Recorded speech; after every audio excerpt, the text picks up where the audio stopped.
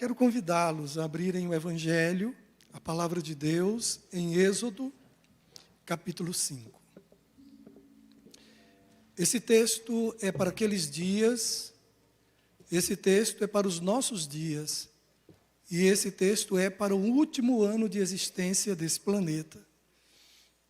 Porque no último ano de existência deste atual estado de coisas, esse texto também vai falar. Esse texto estampa um conflito entre trabalho e adoração. Não é trabalho e capital, né? Não é o capital de Marx, não. Esse texto traz um conflito entre trabalho e adoração.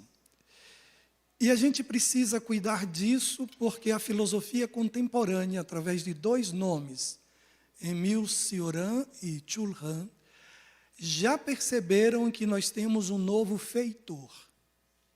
Existe um chicote estalando no ar, todos os dias, para golpear o seu corpo e fazer você ter atitude mental de escravo. Não é o texto bíblico apenas que está dizendo, porque eu sei que tem amigos que talvez não confiem no que esse livro diz, então eu quero pontuar que o que a palavra de Deus diz não está sendo confirmado apenas nas igrejas, mas fora desse espaço, nos ambientes acadêmicos, a sociedade já está sinalizando situações preditas pelo Evangelho. Então, Êxodo, capítulo 5. É um texto longo. Descanse. Sinta seu corpo, respire. Você está na casa do seu pai. Não tem pressa. Não tem nenhum lugar melhor do que estar na presença do Senhor. Você fez a melhor escolha que um ser humano poderia fazer, que é congregar para adorar. A escolha que você fez foi incrível. Eu tenho certeza que foi o Espírito do Senhor que intuiu. Eu também sei que alguns estavam em dúvida se vinham ou não, porque poderiam assistir virtualmente. Mas você escolheu vir. Que bom que você veio. Verso 1. Depois Moisés e Arão foram e disseram a Faraó: assim diz o Senhor Deus de Israel: deixe ir o meu povo para que me celebre uma festa no deserto. O faraó respondeu: quem é o Senhor? Para que eu ouça a sua voz e deixe vocês irem. Eu não conheço, não reconheço e não deixarei Israel ir. O texto continua. Mas um homem letrado não conhecia o Deus de Abraão. Alguns anos antes disso, o Egito foi salvo por causa de um descendente de Abraão, José. Mas o texto bíblico, quando introduz este rei e alguns outros faraós do Egito, diz que eles não conheceram a José. Assumiu um trono um homem que não conhecia José, nem o Deus de José. Esse homem, quando ele diz, eu não sei quem é esse Deus, a gente vivia uma escassez de missionário.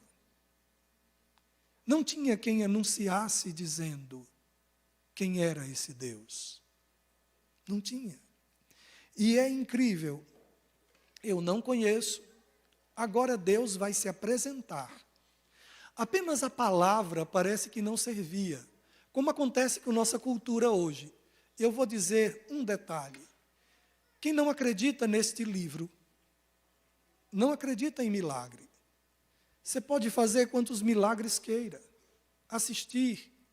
Quantas pessoas assistiram os milagres de Jesus e não aceitaram? Quantos sinais Deus deu ao faraó e ele não aceitou?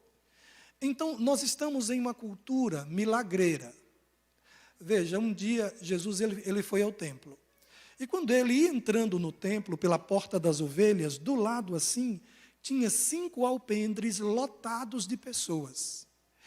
Havia uma placa dizendo, cura-se. Havia uma crendice de que havia um tanque.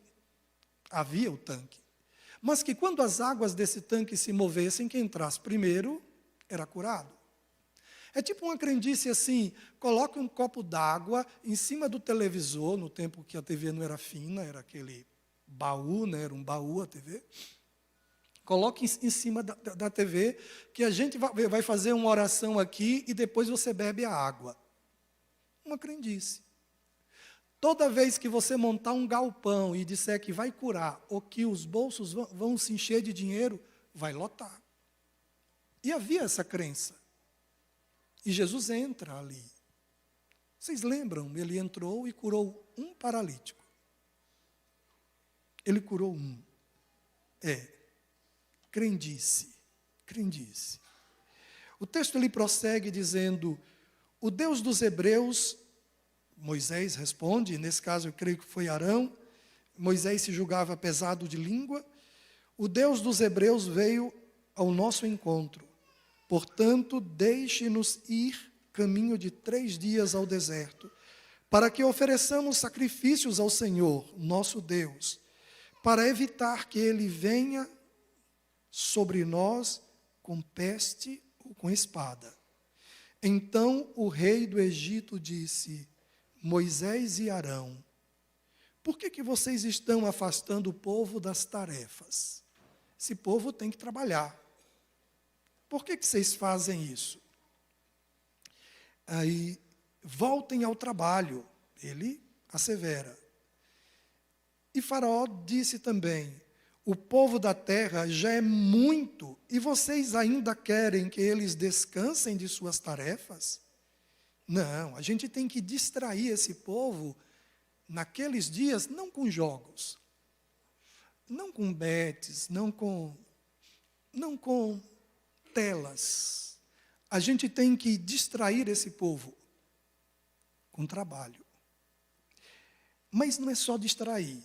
Observe, verso 6. Naquele mesmo dia, o faraó deu uma ordem aos feitores do povo e aos seus capatazes, dizendo: daqui em diante não forneçam mais palha ao povo para fazer tijolos, como antes se fazia, que eles mesmos agora ajuntem para si a palha, mas exijam deles a mesma quantidade de tijolos que antes faziam. Não diminuam a cota, eles estão desocupados e por isso gritam: vamos para a igreja no sábado, vamos adorar o Senhor. Essa ideia de separar tempo para adorar, não. Vamos aumentar a carga deles para que eles não tenham sequer vontade. A ideia de sobrecarregar para tirar o apetite por Canaã é uma ideia antiga. Nós precisamos abrir os nossos olhos, porque o inimigo não muda de estratégia. Essa primeira luta é uma luta pela adoração. Tem uma segunda luta, que é no capítulo 10, que é uma luta pelas crianças. Quando o Egito já está arrasado e o faraó cansado, então ele diz assim, mas quem é que vocês vão? Porque finalmente ele se dobrou diante do peso do sofrimento. Porque Deus se apresentou, porque ele disse: eu não conheço, não sei quem é. Deus chamou primeiro pela palavra, ele não acreditou. Depois ele chamou por milagres, ele não acreditou. E tem gente que acha que vai acreditar se assistir a algum milagre. Foi por isso que eu falei sobre Jesus entrando pela porta das ovelhas, e os 5 alpendres, e o milagre acontece, e nem por isso as pessoas passam a acreditar em Jesus Cristo. No capítulo 10, a luta é contra a família. Aí a luta é contra a adoração. Como contra a família? Porque o faraó ele pergunta, no capítulo 10, como eu disse, depois de esgotado, depois do Egito arrasado, ele diz assim: mas quem é que vai com vocês? Aí Moisés disse: bom, a gente vai com as cabras, com as ovelhas, com as galinhas, com os animais, a gente vai com os idosos, com os jovens, com os engenheiros, os arquitetos, a gente vai com as crianças. Quando disse crianças, aí o faraó disse assim: Pois eu quero que esse Deus de vocês esteja com vocês se eu deixar as crianças irem. As crianças não vão. Existe um grande conflito desde muito. Todo mundo que de alguma maneira lida com crianças, cuida de crianças, pelo amor de Deus, não pense que é uma coisa simples. É uma luta verdadeira contra os interesses do mal. É uma luta muito profunda. Todo mundo que se propõe a adorar a Deus. Você sabe o que o inimigo fez? O que o faraó fez? Ele aumentou a carga. Gente sobrecarregada não tem vontade de amar. Não tem vontade de louvar, de adorar, de ir para uma festa. Gente sobrecarregada não tem vontade de nada. E a estratégia do inimigo naquele dia, naquele tempo, foi: eu vou dar para eles uma carga tão grande que essa vontade de ir para Canaã desapareça. Gente que trabalha de manhã, de tarde e de noite. Gente que vem de uma cultura que chega a dizer: meu trabalho é minha vida é o Senhor. A adoração é minha vida. O trabalho é uma forma de me manter na vida. O trabalho é digno, porque o trabalhador é digno do seu salário. O trabalho, inclusive, me ajuda a dormir. Mas o excesso de trabalho, o excesso de carga, até a vontade de repousar, a capacidade de descansar é afetada. O texto prossegue mais um pouquinho, e depois de dizer que daqui em diante não vai dar mais a palha, eles vão ter que procurar, ele disse assim no verso 9: imponham mais serviço a esses homens para que se mantenham ocupados e não deem ouvido a essas palavras mentirosas de reino de Deus, de salvação. Entende como é a jogada? De liberdade. Essa vontade de liberdade é vontade de gente desocupada. Aumente a carga, que essa vontade de liberdade vai desaparecer. Então, os feitores do povo e seus capatazes foram e falaram ao povo. Deixa eu tirar um pouquinho e pontuar o que alguns ideólogos contemporâneos têm pontuado. Esse texto, esse verso, ele falou dos feitores impondo carga. A filosofia contemporânea fala que a ânsia de querer tem funcionado como um feitor. A felicidade tem sido simbolizada através de aquisição. Você adquire algumas coisas e então você vai ser feliz. É uma proposta. Materialismo, materialismo, materialismo. Felicidade através da aquisição. Jesus Cristo veio a esse mundo e ele prega o primeiro sermão dele, e a primeira palavra dele é felicidade. Porque era o tema dos filósofos gregos, cuja cultura tinha abraçado o mundo, alcançado o mundo. E Jesus Cristo dá o caminho para a felicidade totalmente diferente do que a cultura contemporânea tem proposto. E então, o novo feitor é o meu eu, cheio de vontades. E então nós ficamos entre a ânsia de querer. E depois que a gente compra o apartamento que queria, o carro tecnológico que a gente queria, depois que a gente compra, 15 dias depois a gente é possuído por um tédio. Mas aí a gente percebe que precisa de um celular novo. Nem precisa, porque está funcionando. Mas aí tem todo um marketing dizendo que muitas coisas boas vão acontecer e aí eu compro. 15 dias depois que tenho esse celular super tecnológico, o tédio de possuir vem e me alcança outra vez. E já é verificado com simplicidade, com nitidez, que nossa cultura é uma cultura que está entre a ânsia de querer o novo feitor, o novo dono do chicote, que bate na gente sem piedade e coloca a gente para trabalhar como um animal de carga. Porque a televisão de 65 polegadas, embora tenha só 3 anos, não me satisfaz. Eu vi uma de 85. E nos lançamos ao mercado de trabalho e vendemos nosso tempo, trocando o tempo e a força de trabalho por recursos que vão nos dar esses bens. Não é alimento. Não, não. O que a gente precisa para viver não é muito. Mas o que colocaram na nossa cabeça que a gente precisa para ser feliz, nem todo o ouro do mundo basta.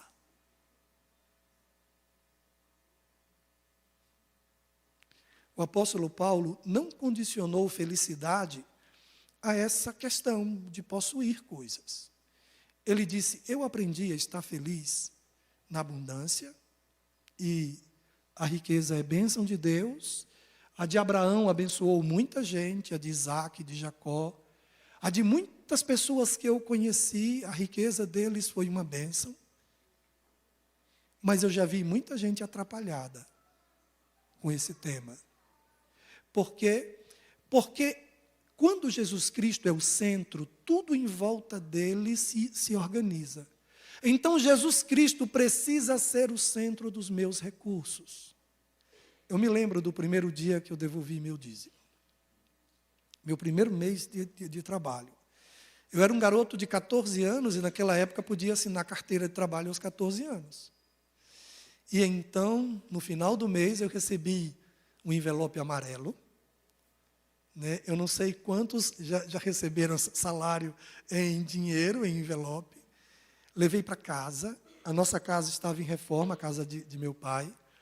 Eu entrei no quarto dele, que era o único que tinha porta que podia trancar.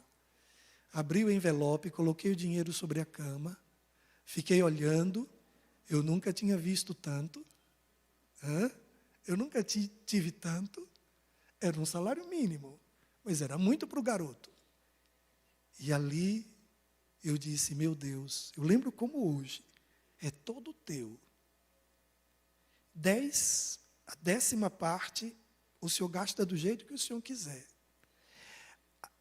A 90ª parte, eu gasto, mas do jeito que o senhor quer. E eu entendi que tudo pertencia a ele, o 100%. 10 ele gasta com o mundo, e 90 ele gasta comigo. E foi incrível. Quando Sara entrou pela porta da igreja, eu tinha 23 anos.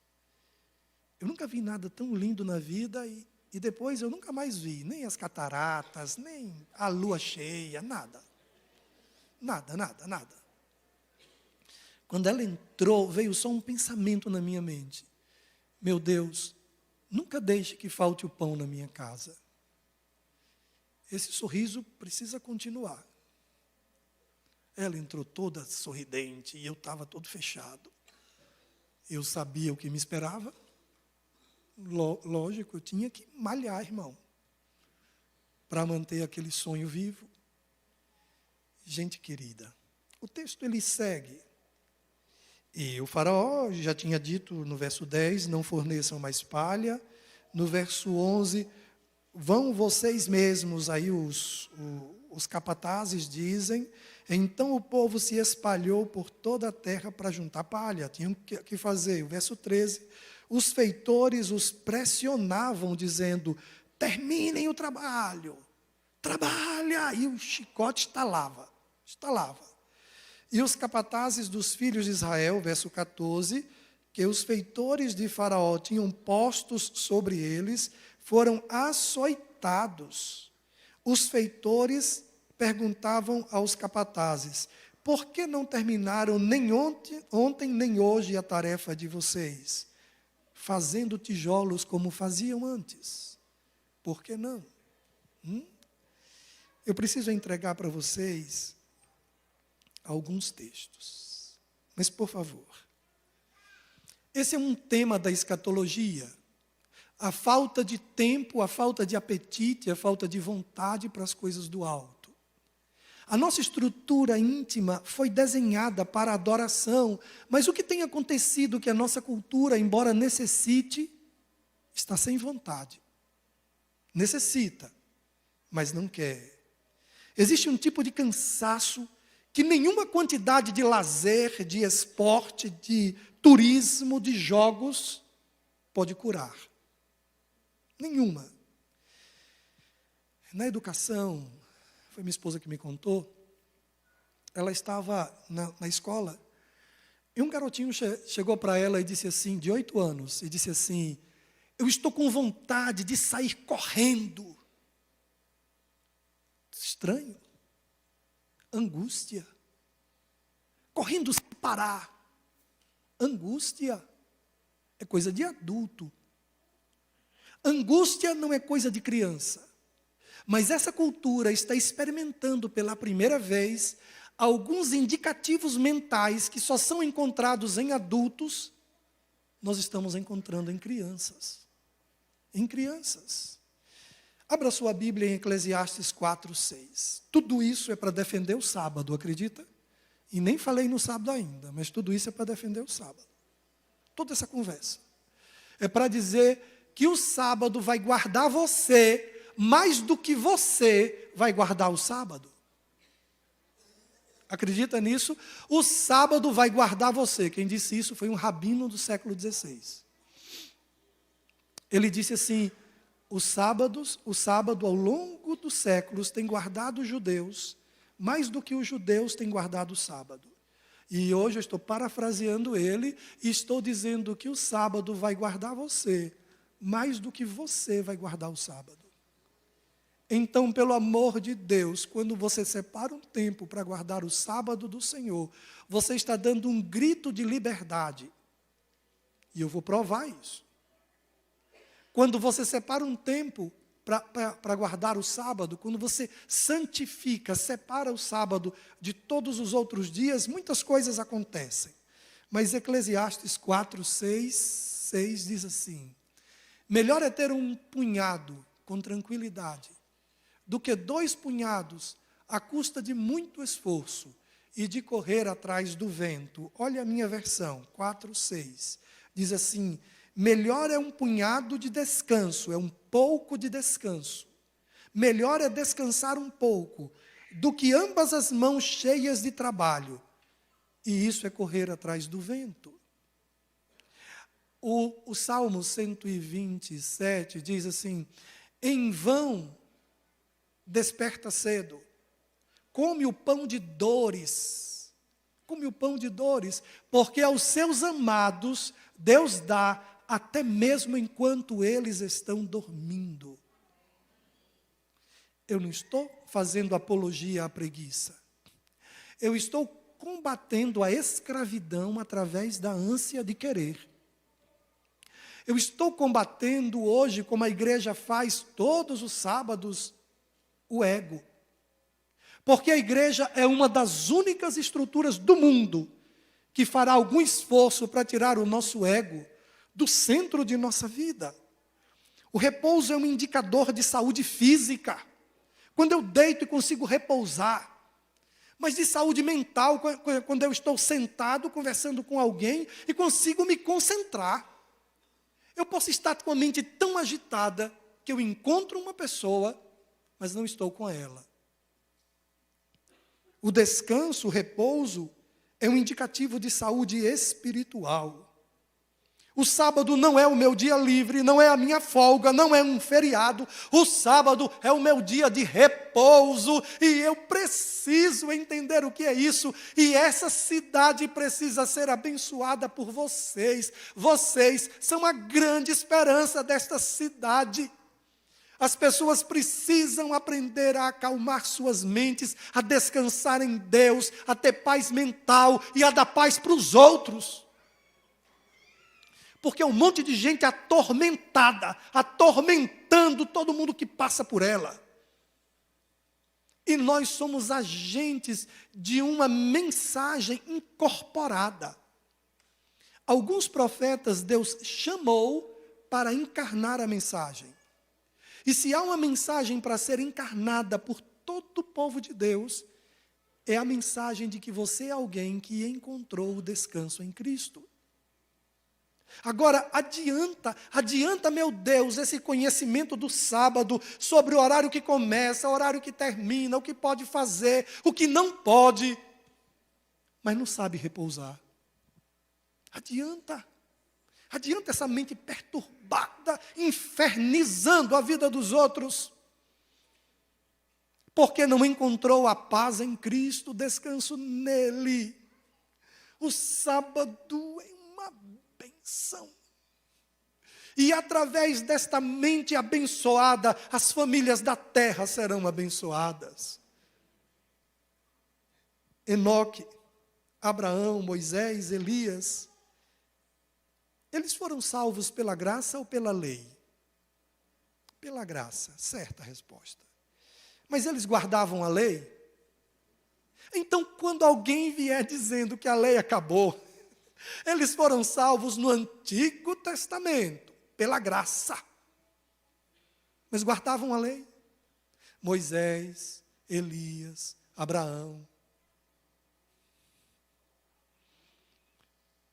O Senhor é o meu pastor. Gente sem pastor não é gente livre. Gente sem o pastor Jesus Cristo é gente perdida. É gente perdida, perdida, perdida. O Criador, o Deus do céu, Ele me fez para o prazer dEle. Ele simplesmente tem prazer em você. Não tem nada que Deus necessite que você tenha. Deus não necessita de nada que você tem. Nada, nada, nada.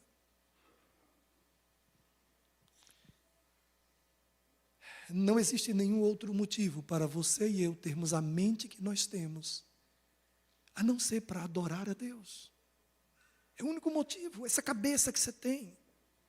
Está aí, esse cérebro que consegue pensar sobre o que você está pensando. Só existe para adorar a Deus. Rockefeller, em uma cultura que idolatra o ativismo, que tem uma palavra mágica. A nossa cultura tem uma palavra, a palavra mais. Aí chegaram a Rockefeller e perguntaram a ele o que uma pessoa precisa para ficar satisfeito. Você é o homem mais rico da terra. Diga para a gente o que uma pessoa precisa para ficar satisfeita. Ele fez assim e disse, um pouquinho mais. A ânsia de querer não vai desaparecer porque você conseguiu juntar $1 bilhão. Não vai desaparecer. Por quê? Porque no coração de todos nós existe um vazio que só pode ser preenchido por Deus. Então não dá para abandonar o Evangelho, abandonar a comunhão, abandonar o tempo com Deus para correr atrás do vento. As mãos cheias, mas sem o repouso. Repousar. Nós nos orgulhamos de nossa exaustão. Nos envaidecemos da habilidade de viver sob estresse. E ainda ficamos pegando corrida com relógio. Olha que coisa estúpida. Você acha que você vai ganhar do relógio, tentando ver quantas coisas você consegue realizar em um determinado tempo. Pelo amor de Deus, tenha paz. Tenha paz. Não somos nós que guardamos o sábado, meus irmãos. Lembra-te do dia de sábado. Ele foi criado por sua causa. Só na presença de Deus a gente acha sentido para a vida. Diga não à ânsia de querer ao feitor, ao capataz do faraó. Diga não, eu vou adorar. Eu vou servir ao meu Deus. Eu fui desenhado, a minha estrutura psíquica está desenhada para adoração. Se eu não fizer isso, eu vou enlouquecer.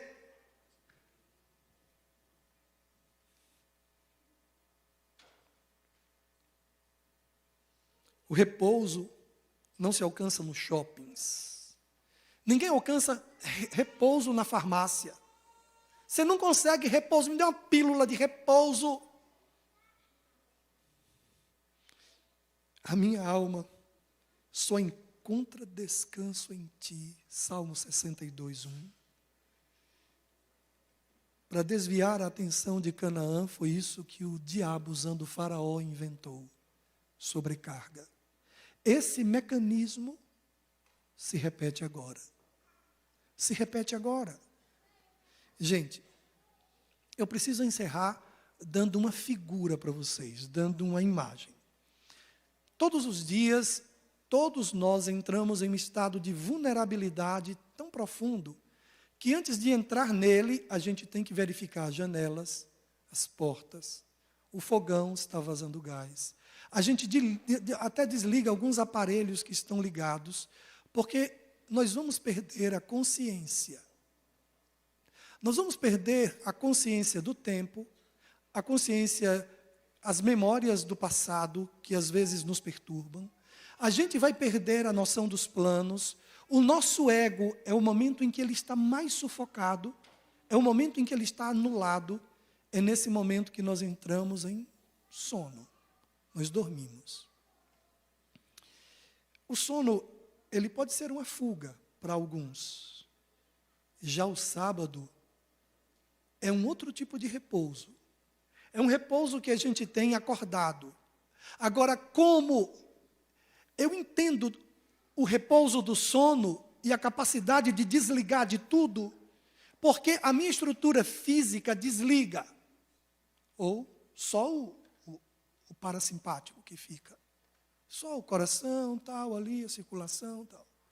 Mas a minha estrutura psíquica desliga, desarma, eu entendo isso. Mas e agora comigo acordado? Como que o sábado ele pode ser repousante, ele pode ser revigorante, ou até mais revigorante do que uma noite de sono?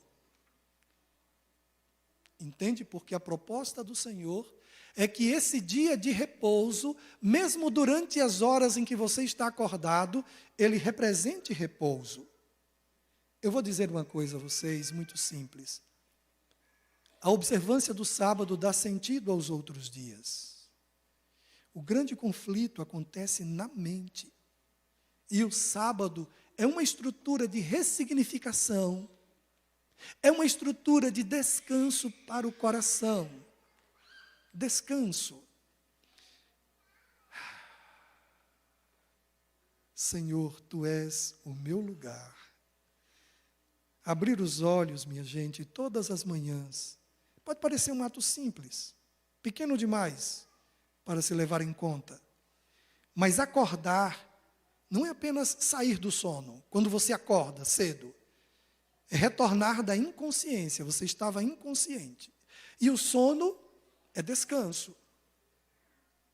Mas repouso é outra coisa. Você acorda revigorado. Aí eu pergunto, quando o sábado termina, eu estou possuído por que tipo de sensação? Porque quando a noite termina e eu volto da inconsciência para a consciência, se eu dormir bem, eu me sinto revigorado. Se o sono tem o poder de fazer isso, o repouso do sábado deveria produzir o quê em mim? O quê? Será que a minha ânsia de querer está interpretando o sábado como um problema? E ele chega quando eu queria que ele esperasse um pouquinho mais, e ele termina um pouco mais tarde do que eu gostaria, eu queria que terminasse antes. Dormir é uma das únicas experiências humanas onde o eu enfraquece. Onde você não está preocupado com o seu nome. Onde você nem está preocupado com sua imagem. Aqueles saltos que deformam o dedo dos pés, né? Você nem se preocupa em usar. Roupa de festa é até desconfortável. Você não está preocupado com nada, você quer só dormir, então você coloca um pijama. Uma roupa pouco recomendada para sair à rua. Por quê? Porque o sono é uma coisa simples. O repouso também deveria ser uma coisa simples. Nós complicamos a vida, nós complicamos igreja, nós complicamos família, porque nós enchemos a vida com tanta coisa que a vida não precisa e que se não tivesse seria um grande favor. E um dos segredos da felicidade é a simplicidade. Portanto, sejam simples como as pombas, pelo amor de Deus. No sábado, descanse sua mente. Diga para todo pensamento, porque você pode pensar sobre o que está pensando. Diga a todo pensamento, não, não é a sua vez. Repreenda a sua mente por ela não se conectar com Deus. Os pensamentos intrusos, as coisas, é o látigo, é a ânsia de querer, é o capataz. É o capataz. Dormir, bom, enfraquece o meu ego. Eu não penso nele. A minha preocupação com meu nome, minha imagem, o passado, as obrigações desaparecem. Você não precisa usar roupa chique para cuidar do seu nome, como você tem que usar agora para cuidar do seu nome. Você bota uma roupa chique. Você acha que essa roupa aqui é por quê? Para cuidar do meu nome. Acha que eu estou com gravata porque eu gosto de estar enforcado? Não, mas eu tenho que cuidar do meu nome. Aí eu boto uma gravata. Ninguém consegue ser feliz na profundidade proposta pelo Evangelho se não tiver um lugar no deserto para adorar. O deserto, a ausência de trabalho, a ausência de preocupações, a ausência de tudo, só sobra você e Deus. Você e Deus. Em Santos, eu pegava um caiaque, eu ia para Canoa Brasil. Aí eu pegava uma canoa, um remo, colocava o barco na água, o caiaque, a canoa, na água e remava. Aqueles navios imensos de 200 metros, navios de 2 quarteirões. Sabe o que é um quarteirão? Agora imagine 2. Um navio monumental. Eu parava, ficava olhando, eu dentro d'água, na canoa e olhando. Ele passava, eu continuava. Tem algumas praiazinhas, uma bem pequena, uma praia que é do tamanho dessa plataforma. Tem uma outra que você desce e se você entra, tem abacaxi lá dentro. E eu ia para o outro lado e ficava olhando, ouvindo o barulho do mar e olhando a cidade do outro lado. Que sensação boa. Não era o deserto, mas era o meu deserto. Só eu e Deus, olhando as ondas pequenas quebrarem assim na praia. E eu remava uns 4 quilômetros. Estou com saudade, qualquer dia desse eu pego o carro e desço lá. Para eu e o Senhor no deserto. Ali. Sua alma precisa que você saia da confusão. Eu estou lhe dizendo, você precisa do sábado como libertação do tumulto, do ruído. A sua mente precisa descansar. Você será um problema para a sua família muito grande. Você será um problema para você e para todos. Só que Deus disse que em todos vocês seriam benditas todas as famílias desse lugar. Vocês são instrumentos de Deus, mas que tipo de instrumento a gente pode ser sem a paz do Senhor? Que tipo? Que tipo? Durante algumas horas, enquanto você dorme, a mente abandona a necessidade de sustentar a própria identidade. Isso cria um alívio que poucas coisas podem oferecer, um alívio. Nós falamos do sono como uma necessidade biológica, mas existe algo mais profundo, uma necessidade de suspensão. O sábado é um momento de suspensão. Por isso, o sábado não é sutil, como se diz em filosofia. O sábado é sublime, como se diz em teologia. O sábado é sublime, maravilhoso. Feliz sábado a todos. Um dia nós entraremos no repouso do nosso Deus, e que todas as vezes que alguém diga a você feliz sábado, se aproprie, tome para você, e receba, e ore ao Senhor, e descanse no Senhor, descanse no Senhor. Eu sei que o tempo passou, mas eu não consigo encerrar sem louvar a Deus. Eu estou olhando para o relógio, comprar um relógio novo, grande, bonito, que não tinha na semana passada, e agora tem, e eu estou feliz por aquele relógio. Mas eu quero louvar a Deus com vocês. Essa música vai seguir você durante o dia de hoje, e essa música vai lhe acompanhar durante a semana. Então cante com entendimento, cante com o coração. É linda essa música. Eu sei que vocês vão cantar com paixão, porque tem uma poesia linda e convida mesmo, convida. Vamos nos colocar em pé?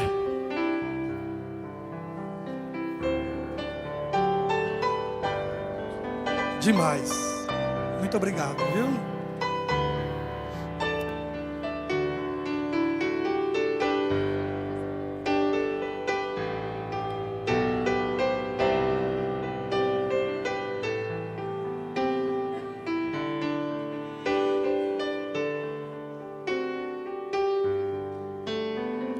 Só tem lugar para um. Só um. No trono do viver, só existe lugar para um. Lugar de quem governa tudo no céu. No trono do viver, só pode haver o Senhor. Se forem dois, um será amado e outro rejeitado. Vem, decide agora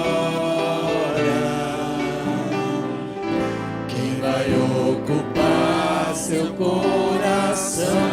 Mas lembre, se ele não for o primeiro em seu coração, então já não é mais nada, não passa de uma ilusão.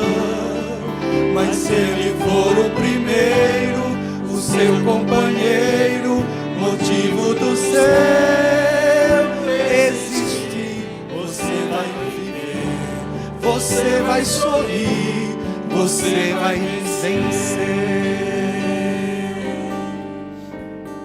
Novo dia vai nascer pra você e pra mim. Depende de aceitar Jesus no viver.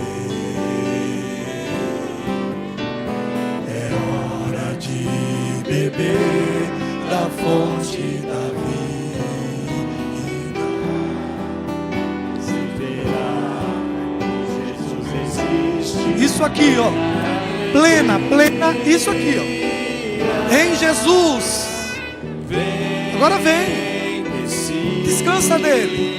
Vinde a mim todos os que estão cansados, sobrecarregados. Tem alívio. Ele tem que ocupar o primeiro lugar. Só ele. Ah, Senhor. Louvado seja o teu nome, Senhor. Amém.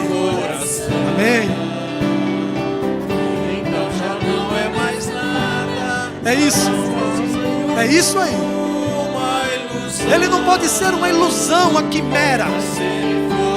Primeiro, é o Senhor da minha vida. É o Senhor do sábado. Ele é o Senhor do repouso. Você vai viver. Vai sorrir também. E aí você vai vencer. Você vai viver. Você vai sorrir. Vai vencer.